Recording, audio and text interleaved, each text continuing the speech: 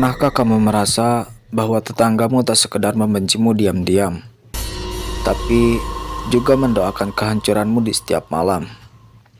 Kisah ini bukan sekedar tentang santet, tapi tentang dendam yang dipelihara dalam diam, sehingga menjadi racun yang membunuh satu persatu anggota keluarga dan semuanya. Semuanya ini berawal dari rasa iri yang berubah menjadi kutukan. Malam ini, aku akan membacakan cerita nyata dari sebuah keluarga yang tak pernah menyangka bahwa sapaan manis tetangganya bisa menyimpan niat sejahat iblis. Keluarga Pak Arman tinggal di sebuah desa bernama Karangjati, daerah kecil di pinggiran Jawa yang terkenal tenang dan harmonis. Rumah mereka berada di ujung jalan kampung, berdiri megah dengan cat putih bersih. Taman kecil penuh dengan bunga dan suara tawa yang tak pernah absen setiap sore. Pak Arman adalah pegawai dinas di kabupaten, cukup terpandang.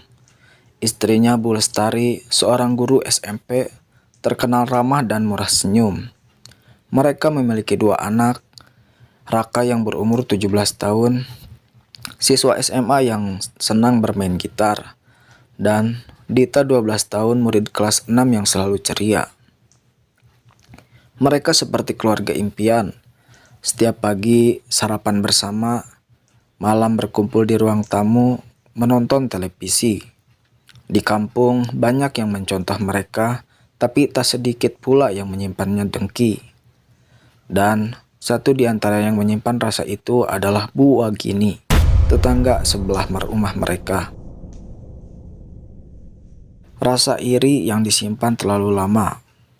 Bu Wagini adalah janda tua berusia sekitar 60 tahunan. Suaminya meninggal dalam keadaan kecelakaan 2 dekade yang lalu. Anak semata wayangnya minggat ke kota dan tak pernah kembali lagi. Rumahnya bersebelahan langsung dengan keluarga Pak Arman, hanya dibatasi pagar semen pendek. Wagini dikenal pendiam dan tertutup. Ia jarang ikut acara RT, tak pernah terlihat tersenyum. Tapi ia selalu mengamati dari balik tirai jendela kusumnya.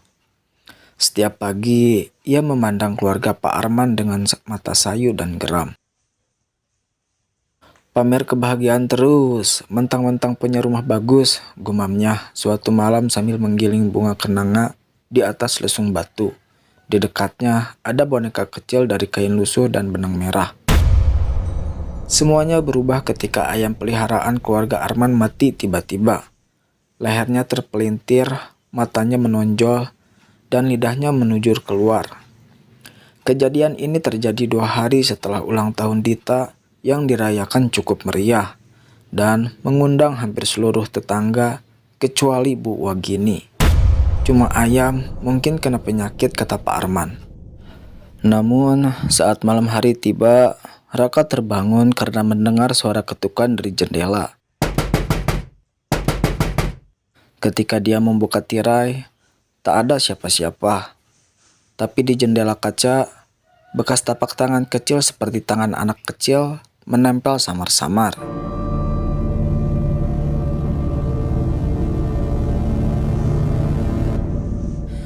Keesokan paginya Dita muntah darah, lidahnya membiru, dan dia meracau soal nenek bau tanah yang berdiri di kamarnya. Bu Lestari mulai curiga. Ia mencoba menenangkan diri dan berpikir ini hanyalah sebuah kebetulan.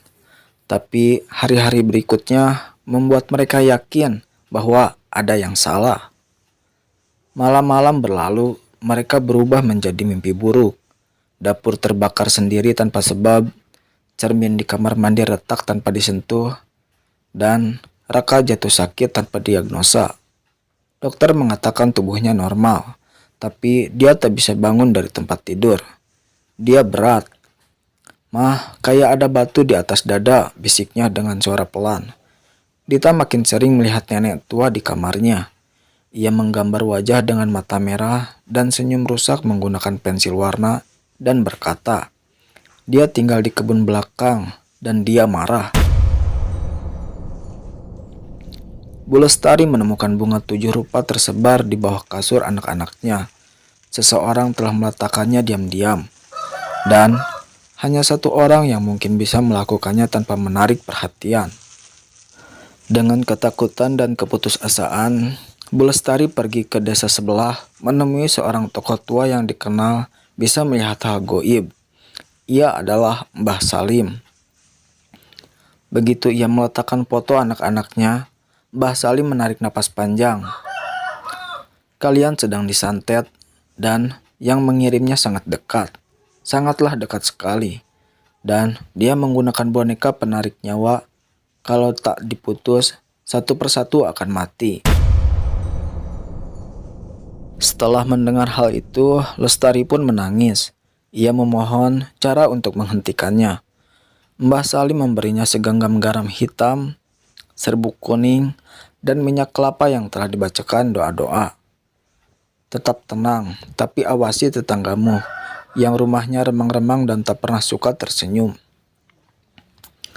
Malam itu, Bu Lestari mengendap ke belakang rumah dan menyiramkan minyak kelapa di sekeliling pagar yang memisahkan rumahnya dan rumah Bu Wagini. Saat itu juga terdengar suara mendesis seperti daging terbakar. Esok paginya, Bu Wagini mendadak pingsan di kebun. Dari tubuhnya keluar darah dari hidung dan telinga. Beberapa warga membawa dia ke puskesmas, dan Bu Wagini tak sadarkan diri selama 2 hari. Selama 2 hari itu, rumah keluarga Arman kembali dengan tenang. Tidak ada suara aneh, tidak ada bayangan, dan tidak ada teriakan dari anak-anak. Tapi saat setelah Bu Wagini sadar, ia justru menatap mata Bu Lestari dengan mata penuh benci. "Kamu pikir kamu bisa menang ya? Ini belum selesai," kata Bu Wagini. 3 malam kemudian, rumah keluarga Pak Arman diliputi bau busuk menyengat dari kolong tempat tidur Raka.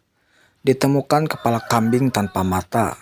Di loteng, mereka menemukan boneka jerami tergantung dengan baju sekolah Dita terikat padanya. Dita mendadak kejang-kejang dan meninggal malam itu. Bu Lestari berteriak histeris. Pak Arman jatuh terduduk dan tak bicara berhari-hari.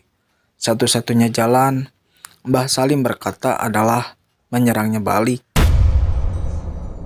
Ia datang bersama 2 orang pembantunya, dan pada malam itu mereka melakukan pengusiran besar-besaran.